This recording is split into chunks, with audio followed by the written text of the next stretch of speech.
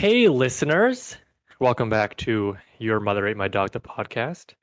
He's Jesse. I'm Josh. And today we celebrate getting home from a long stint in the Army by heading to our pregnant wife's location of work at a local watering hole, only to end up getting razzed by the local drunk and punching him so hard in the nose that the bone lodges in his brain, killing him instantly. After serving a ridiculously long sentence for self-defense, we hop on a plane full of cons and head towards freedom, only to run into a little trouble in the desert. We are Nicolas Cage. The movie is Con Air, and it sure was a treat to watch. As someone who has never seen this Oscar-nominated film before, what are your initial thoughts on the ride you just went through? Well, I have to stop you right there and say this was nominated for an Oscar. It was nominated for Best Original Song What? and like Best Sound Mixing. Best original song. Yeah, you start talking and I'll look that up. It definitely was Oscar nominated. I Oh, lost the Titanic both times. oh, that little movie, yeah. Well, I got to say this movie was a wild ride and a very over the top and crazy, and all the things that I heard about it were basically true. It was kind of cheesy and ridiculous, but that it was a lot of fun. What about you? What were your initial thoughts? Um, just to confirm, it was Best Sound and Best Original Song. Okay. It lost the Titanic, which 1997 Oscars was wild. Just a wild ride, which is something we can talk about later, maybe. But Mm-hmm. um, I love this movie. I love this movie so much more than I thought I was going to. I had seen this movie before, Mm-hmm. Con Air. Who hasn't? You. Me. But it has been a long time, much like Charlie's Angels. But it was from start to finish, it was amazing. I am a big Nicolas Cage fan, which Mm-hmm. is why I picked this movie in the first place. And he's the greatest actor of our generation. Oh, easily. I will say the lot of the problems that people point out with his performance in this movie, mainly the problems with his accent that he's trying to pull off, which I didn't really find were that it was. I mean, obviously wasn't very good, but it wasn't like my attention wasn't constantly being drawn to it. And I guess like overall, a criticism of this film is just the acting is not great. But I think probably one of the bigger problems is the writing because these actors are forced to say some pretty ridiculous lines, and I don't know who could ever pull them off. Especially like John Malkovich, he has some pretty ridiculous things he has to say. Most of the time, pulling it off. I'm actually quite a big John Malkovich fan myself, and I thought he did really well. Is He he can do no wrong, that John Malkovich. A problem he had with the film as well was the fact that they kept rewriting his lines every day. So he didn't know where the character was going, and he was a little mad about it, which I guess makes sense. oh yeah, totally. One of the questions I have two big questions surrounding this film, and number one was, what was that accent? Yeah. Nicolas Cage trying to pull off a Southern accent, I guess, because the film started in Alabama, Hmm. so I guess that was supposed to be Southern. I mean, he rocked it. I have no problem with that accent at all. But what was it? What was what? What was? I mean, I guess that was a more of a rhetorical question. Oh, okay. What was it?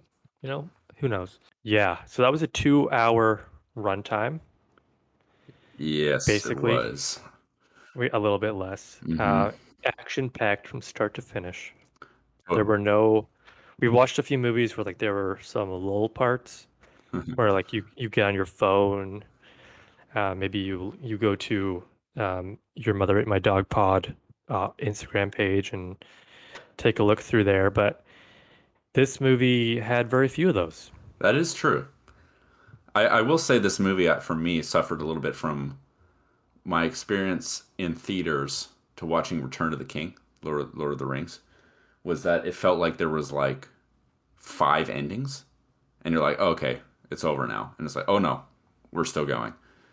And especially the part where they land the plane in Las Vegas, that whole scene, like, it's very action packed, but it just felt a little unnecessary to me. And I did find that the movie was a little long for me. I mean, I did make some notes mm-hmm. in regards to our eventually getting to our scores.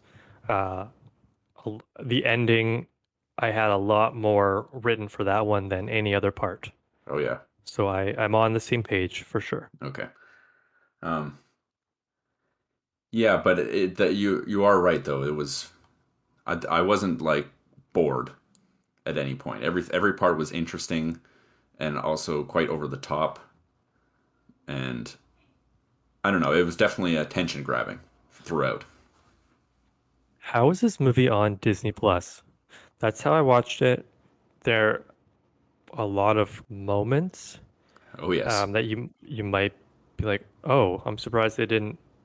I'm surprised they allowed this film on Disney Plus with the kind of language they were using. But yeah, I thought that was weird. okay, Yeah, that was strange for sure. we've touched on it a little bit. I guess we could just go into the cast of this all-star cast. Obviously, Nicolas Cage, one of the best actors to ever live. Then we have John Malkovich, um, who has, I don't think he's been in anything bad. I can think of. John Cusack, Hmm. who apparently hated this movie as well, just because it was, he hates Hollywood blockbusters and wants to make more like indie, Oh yeah. thought-provoking Hmm. films. And him being in this movie kind of stopped um, production companies from casting him in like those Right. Owen Wilson type movies. Steve Buscemi, again, all star, Yeah. plays super creep. I would have liked to see more of Steve Buscemi, but Yeah. He was like he got introduced like halfway through. yeah, there was a lot of potential for him. Kind of fell flat a little bit It did fall flat. It felt like they're really building him up to be this terrible, horrible, like imposing character, but he was just kind of like for me he was just kind of awkward and also I well, we can get into this later, but like I don't know if he was supposed to be given like a redemption arc, like he was supposed to be turned good or something, but that was really strange. because he didn't murder the little girl. Yeah, like So now he's good. yeah, that was weird. Then we have Ving Rhames, Pulp Fiction fame. Hmm. Danny Trejo, Spy Kids fame. Yeah, And then we have Nicolas Cage's daughter, played by Landry Albright. Her most memorable role was 8-year-old Martha in the live action Jim Carrey Grinch movie. yes, So I she, actually spotted her. I was like, I think she's the young version of Martha in The Grinch, and I was totally right. yep, she plays Child Grinch's love interest. And then the two that stood out to me, um, I was surprised to see Mykelti Williamson, Hmm. who played Cameron Poe's, Nicolas Cage's diabetic cellmate, Hmm. best known for playing Bubba in Forrest Gump. Did you know that? I did know Have you that. seen Forrest Gump? Oh Okay. yes, definitely. I spotted him immediately too. And as soon as he got shot in this movie, I'm like, oh no, he's going to die the same way. But he didn't die, thankfully. Well, you haven't seen Con Air, so I thought maybe you hadn't seen Forrest Gump. Oh yeah, those are both this, on equal level. Anyway, go ahead. Yeah, he couldn't die because, he stood up and took one Right, right. for Cameron Poe. They had a great Hmm. relationship. Would have been sad if he died. And then another surprising face, Dave Chappelle playing Pinball, one of the original convicts on the plane, one of John Malkovich's Cyrus's pals who Cyrus disrespects, Yes. and then he dies because they don't let him back on the plane because he lit a guy on fire, and then the guy was like, "Oh, I'm gonna pay you back by not letting you back on the plane." And then his most important role was actually falling from the plane, already dead, onto the ground. What a scene that was. Yeah, that was something. I do have a fun fact for you about Dave Chappelle, Okay. and that's I learned this today. He turned down the role of Bubba in Forrest Gump. They offered it to him. He said no, so they gave it to Michael T. Williamson. Really? That would have been a different movie with Dave Chappelle as Bubba. Totally. That's crazy. Just just a fun cast all around. Oh yeah, for sure. I got to say the when uh I forget his name, the diabetic cellmate. What was it? What was his like nickname? Like Baby O or something? Was that it? Sure, yeah, something like that maybe. Yeah, yeah. When he stood up and took the bullet and for Cameron, Nicolas Cage's reaction to him getting shot was like really well acted. Like it was one of the most believable like reactions to someone getting shot I've ever seen. Like, Why do you sound surprised? It's Nicolas Cage. I mean, it's not so much surprise. I was just kind of like, it was nice to see. Like, it was very believable. And I find myself like, whenever I watch, because I've seen lots of clips from this movie, like on YouTube and stuff. It's very, very clippable and very quotable. But I always find myself going back to that scene because I'm just like really impressed. But anyway, that's a little side thing. Something that I found very disturbing when doing the research after this movie, Hmm. going back to the Oscars. Best leading actor. Obviously, you know who won the best actor award in 1997, as I believe this was one of your favorite movies of all time, favorite performances of all time. Of If you had course, a guess, I would say that's Anthony Hopkins. no. Uh, no, I you hit me with it. Okay, I'll tell you the ones who lost. Okay. Nicolas Cage, not one of them, and then you'll be surprised at who won the award, and you'll be like, "Oh yeah, okay." Best actress also came from this movie, but Dustin Hoffman lost for his role as Stanley in Wag the Dog, a movie I've never heard of before. Hmm. Peter Fonda lost for his role as Ulysses Jackson in Uli's Gold, a movie I've never heard of before. Robert Duvall lost in The Apostle, a movie I'd never heard before. Matt Damon lost for his role as Will Hunting in Good Will Hunting, one of Okay. my favorite movies. Hmm. Jack Nicholson, As Good as It Gets, won Best Actor in Oh, 1997. okay. Well, Nicolas that Cage did not even nominated. yeah, that's a crime, really. Helen Hunt won Best Actress. Yep, that is a good movie. As Good as It Gets lost to that, I guess it's not the Titanic, lost to Titanic Hmm. for Best Picture. What a year. Was this the best movie we've ever seen What's just the best movie we've ever seen? Do you mean for the podcast or just in life? in life? Okay, so we've talked about some good stuff. We've talked about some bad stuff. Hmm. Uh, did you have any more like negative things to say before we hammer home all the good stuff? I would say, out of all the performances, the one that I didn't like the most was the guy playing that DEA agent, like the head of the DEA, and he gets his car destroyed, and he's just like he's a jerk, but it's just like taken too far, and it just becomes like unbelievable. Like no one is that big of a dick, a jerk. He got his comeuppance though. He Lost his did. car behind the plane. Yeah, that's true. I mean, that was good to see, but yeah, I don't know. It was distracting. He was just like annoyingly uh, obnoxious. Like, Played devil's advocate for a second. mhm. Uh, I thought that they needed to have somebody like him to play opposite John Cusack to make Right? to make that character pop better on screen, I think. No, that does make sense. Like, if he was just toned down like very slightly, then I would have been totally on board. He just like his performance just sort of took me out of it just a little bit. Like none of the other performances was I'm like oh they're really hamming it up and oh I didn't like how he did that. It's just kind of like it worked, but for this one it It was distracting. That's fair. I mean, Hmm. this was a Jerry Bruckheimer film, so everything was over the top. True. I mean, that's a Eh, saying, and again, that's saying a lot for this movie because it's a very over the top movie overall. for sure. I mean, Jerry Bruckheimer, he did the Bad Boys franchise, Hmm. so pretty similar, a lot of explosions. He did the Pirates of the Caribbean movies. He did two Tom Cruise movies, Top Gun and Days of Thunder. Both Top Gun and Days of Thunder, it felt a lot like this movie. Like they had similar music, Hmm. a lot of explosions and walking away, a lot of like distance shots. Yeah. Um, the movie that I was surprised to see that he did was Kangaroo Jack, Oh God, I remember that movie. Anthony Anderson's best work. Yes. Yeah.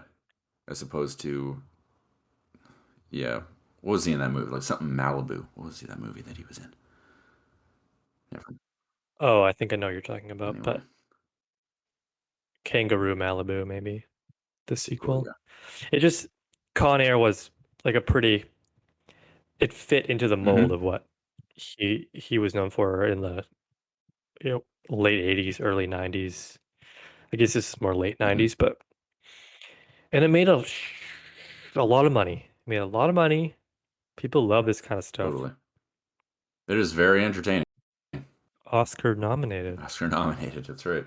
Um, the second question I had about this film, besides what was the accent Nicolas Cage was Hmm. doing, was so he started the the manslaughter charge when he palmed the guy's nose through his skull. Yes. That was in Alabama. Okay. How did he end up in a prison in California?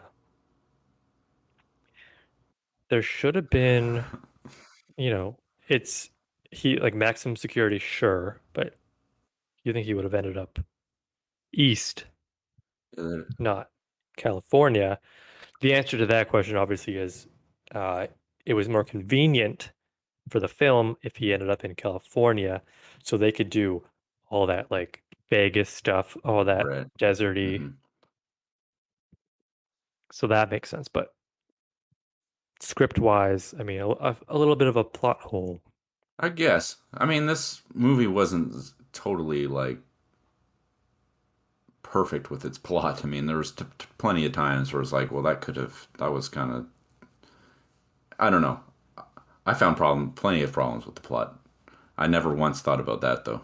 But that is a good point. Thank you. Okay, well, we let's get into our scores because I think we have a lot to talk about Okay, in regards to the let's ending. do it. But we'll start with originality. Go for it. Okay, well, I don't know if I can say it's all that original. Granted, I don't know. The time this came out in '97, I don't know if there was movies like this beforehand. I mean, it's just pretty generalized action movie. Put a lot of cons together and watch their antics. I don't know if that sort of thing had been done before. I imagine it probably had. I thought there was definitely some unique scenes and situations. I mean, they were there for sure. For originality, maybe I'd go. I hit it right down the middle. I'd say like a five. That's exactly where I went with it too. It's an action movie. Like it's a structure we've seen before, beginning, middle, end. There's a little bit of a new twist though, like prisoners on a plane. Have they ever done that before? Yeah, yeah. Like you said, like if we end up watching Snakes on a Plane after this at some point, the originality will probably take a hit because they've already kind of done plane stuff. Yeah. Um, I was actually happy that they didn't spend the entire movie on the plane. Mm-hmm. It's called Con Air, and John Malkovich did say the words Con Air more than once, which I appreciated. So like that kind of helped the score. Yeah. And it was refreshing to have it broken up a little bit, but it wasn't really inventing the wheel. So five, I think, is a pretty fair score. The ending, I gave a six, which might be a little bit higher than what you're going for, because I'm a Con Air homer. It seems like I'm very pro Con Air. This movie's amazing. The movie didn't want to seem to end. So, like you said, alluded to earlier, they landed the plane in the middle of the Vegas Strip, surrounded by police. So that's where you thought, hey, that's the end of the movie. Then somehow Cyrus gets on a fire truck. Yes. And then instead of seeing his wife and like Nicolas Cage didn't have to do anything else. He could have just like he was done. But then he's like, you know what? Yeah. Let me take these police bikes. That was weird, Um, just hopping on a police bike. But how yeah. did it start? I don't know. I guess they're very trusting in Vegas. Yeah. And then, long story short, John Malkovich gets his head bashed in, which was the only real good ending. Hmm. Because like there's no way he could go back to prison. That would have No. that would have made the score a little bit smaller for me, I think a little Right. bit lower. Hmm. But so I gave it a 6. Okay.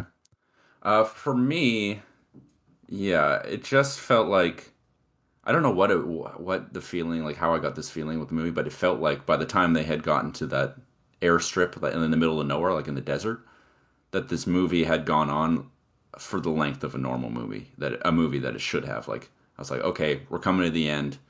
The military's here.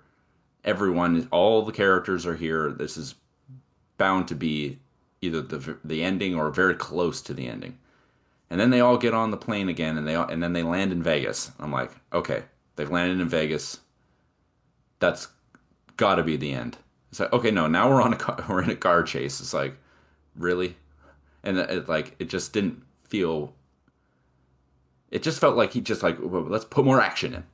It's an action movie, more, and it just didn't feel believable. Not like this is a very believable movie, but for those three guys to like crawl under the plane and get into a fire truck like no problem, it didn't really work for me. And so for me, I'd probably be way down at like a 3.5, 4, something like that. Wasn't for me. It's almost like the original ending was them landing in Vegas, and then Jerry Bruckheimer or whoever was like, no, that's not good enough. We want to send the audience home. Yeah. So then he did or maybe the original ending was just like the firefight. And then, oh, Right. we gotta land it. Oh no, we gotta one last chase. We need a good way for Cyrus the Virus to get his comeuppance. Yeah. It just felt that it kept feeling like an afterthought. Like it just kept getting tacked on, and not like a very well defined ending. 3.5 is a fair score. Mhm. What was your expectation coming into this film? Well, it definitely exceeded my expectations. That's for sure. I mean, when you hear about Con Air, you hear about well, people are mean to Nick Cage. I mean, the accent thing was a bit of a problem, but no, it was much better than I thought it was going to be. It was super entertaining. I did have that problem with the ending, but looking beyond that, it's like I would say I'd be more at like an 8. I really thought this movie was supposed to be terrible, and it wasn't. I have already seen the movie, as I've said, but I haven't seen it for a long time, and I thought that, it's probably going to be pretty lame. My expectation score was a 9 because it was amazing. A campy Nicolas Cage movie about a man with a southern accent saving the world from a plane of escaped convicts, and I loved every second of it. Yep. It was so fun to watch. I Hmm. never wanted to end it. They could have kept doing chases. Yep. There was a line, the best line in a movie that I've heard in a long time, and that was Nicolas Cage saying to John Cusack that I now trust 3 men, and that broke my heart. I forgot to say this in the ending, but like him seeing his wife and child for the first time in 10 years, Yeah. he'd never even seen his child. Tears to my eyes. The conversation they had with the dirty bunny was awkward and it probably wasn't necessary. They could have just Mhm. run to each other and like fireworks could have gone off in the background and that would have been amazing. But they talked and then And then the daughter, never seeing her father before, hugs him, and it was like heartwarming. Yeah, I will say on that too that yeah, that like reunion, although Nicolas Cage is meeting his daughter for the first time, it was a little awkward, and it wasn't as like, oh, there you are. Like it was just kind of like, hey, like it was not very. It was a weird interaction, but at the end, yes, it was heartwarming. You imagine though, you go to jail for 10 years, you don't see your girlfriend, um, she doesn't visit for some reason. It's California. I mean, she lives in Alabama, so that's far. Hmm. And then you see her for the first time in 10 years. That would be awkward. I So guess so. great, another great acting job Okay. by Nicolas Cage. Hmm. Amazing. Which leads us to our acting score. Okay. Well, I really liked the acting in this movie. I, except for that DEA agent, which I've already talked about.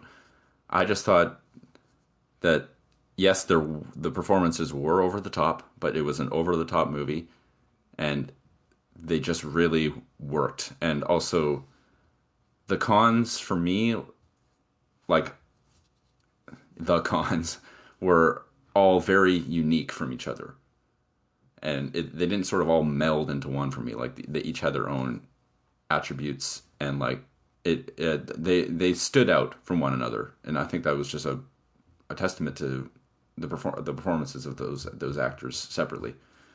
And so I'd be at an 8. Good score. I went 7.5 because I thought that I was being way too generous to this film the first few scores. Obviously, Nicolas Cage, great in everything he's in. Um, Full disclosure, Nicolas Cage and I share a birthday, so I feel like I know him. John Malkovich is always a compelling villain.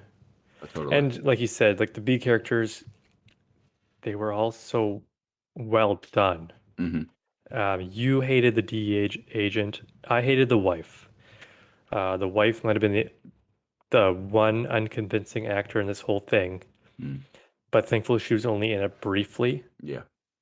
Steve Buscemi was great. I wish he had more of a role, more of a fleshed out character. Like He was the tea party in the empty pool was good, but kind of yeah, weird. he was definitely flat. They could have done more with him. But I mean, even the DEA agent had a change of heart. He had a nice character arc. that's true. So 7.5 acting. Overall, I gave the film 8.5 out of 10. Nice. Yeah, I would be like at a 7.5. Closer to an 8 than a 7. Like pretty close to an 8.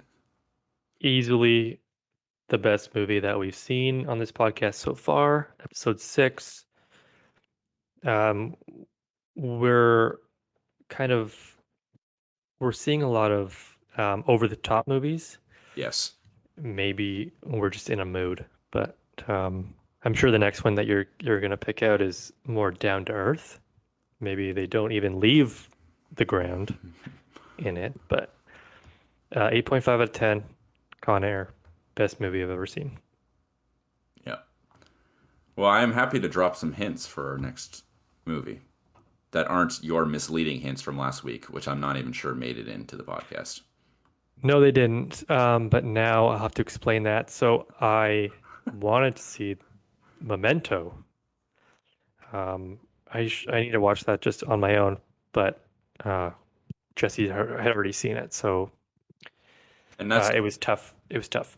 and that's not to say like I know that Josh has seen some of these movies, but he saw them a long time ago. I had watched Memento like a couple months ago, or like 6 months ago or something. It was pretty recent. We try to get films we either haven't seen at all or haven't seen in a long time. Correct. Um, so this we mentioned this actor's name last episode, and he was like sort of put up against his brother, see who he liked better. The person I am talking about, of course, is Owen Wilson. He will be in this film. Now, I don't know anything about this movie. I haven't seen a single clip from it. Midnight in Paris. It is not Midnight in Paris. No. The only reason I even know of its existence was because I watched like an interview video with Owen Wilson, and he mentioned it, and I was like, what? And then I like quickly looked it up. I'm like, okay, that's what we're watching. So that's, I guess, it's just a tiny hint. It has Owen Wilson in it, and I would say it. I don't even know what year it came out, but if I were to guess, around this when this movie came out, 1997 is a late 90s movie. that would be my guess. But I don't actually know for sure. I didn't. I try not to look too much into it. It came out. It came out in '99. Do you know any other actors in it that wouldn't give it away? Yes. Ooh, hmm. One that wouldn't give it away. Jeez. What actors that would give the movie away? Well, I guess not. I don't know how many people even heard of this movie. Although I think it did quite well in theaters. I think it made quite a bit of money. Catherine Zeta-Jones is in it as well. It sounds to me Oh, that you haven't seen this movie. is Jackie Chan in it? No, Hmm. Is Antonio Banderas in it? no. Well, I am You're. interested. Yes, absolutely. Oh, this is going to be great. I'm very excited for it. Yeah, it wouldn't be a movie that I would have seen, and if I had seen it, it would have been like 20 years ago. Right. So, So it's touching more closely to our roots as friends who watch movies together, where we used to watch those terrible horror movies that we buy blindly at thrift stores, and we watch them together. It's like a cheesy horror sort of feel. And so I kind of wanted to get back to that, and this was just like the perfect opportunity. well, color me intrigued. Well, we'll see. Hopefully, you haven't seen it and you're not just misremembering, but we shall see. Well, I guess we'll find out after this is over and you tell me. Um, Yes. as we're wrapping up, Mm-hmm. I have one final word on Con Air, the 1997 Oscar-nominated film starring Nicolas Cage. The director of this film, Simon West, directed the music video.